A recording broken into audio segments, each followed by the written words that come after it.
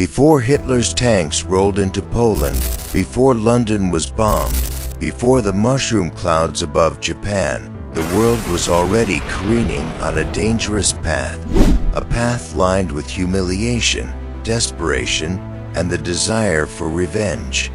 World War II did not begin in 1939. Its seeds were planted years earlier. In the wreckage of World War I, this is how the world's most deadly war came to be inevitable. Let us return to 1919. The First World War had ended, but peace did not mean stability. It was accompanied by wrath, polarization, and broken nations. Germany, proud and powerful as she once was humbled by the Treaty of Versailles. They were forced to accept responsibility for the war in its whole, pay enormous reparations, and lose territory. The treaty was meant to be an instrument of peace. It left Germans embittered and humiliated instead. Veterans returned home to poverty, inflation, and national humiliation. Many grumbled, "We didn't lose the war. We were betrayed." This myth of betrayal, the notorious stab-in-the-back legend, would be the fuel of deadly new leadership.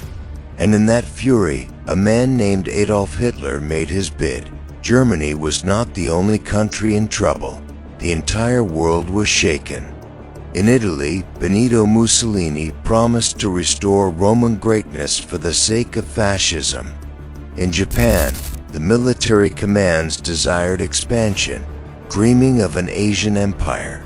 And in Germany, the small Nazi party began to take shape.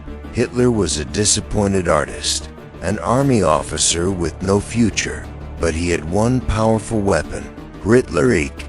His fiery speeches blamed Jews, communists, and extraterrestrials for victimizing Germany. He promised to restore honor, rearm the military, and return Germany to greatness. During the early 1930s, after the Great Depression destroyed economies around the world, desperate throngs flocked to hard men, and in January 1933, Hitler became Chancellor of Germany. Within a few months, democracy was murdered, and dictatorship began. The world was headed for a new era of danger, an era of dictators. As Germany secretly rearmed, Britain and France watched with nervousness, but still shaken by experience in the previous World War. They did not want another war at any cost.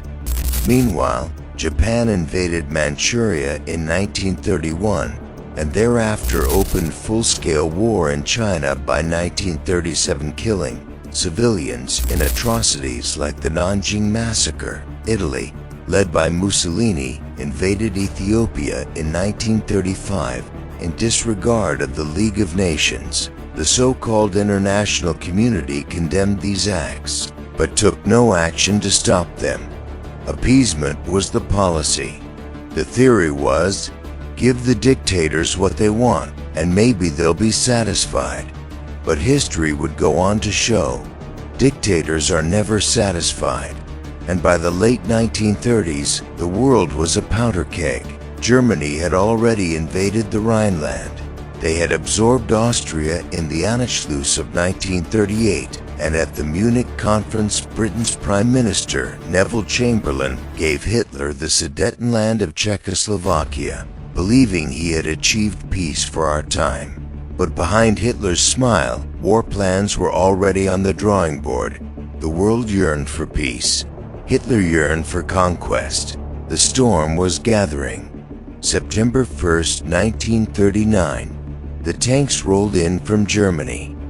It was the punch that would set the world ablaze.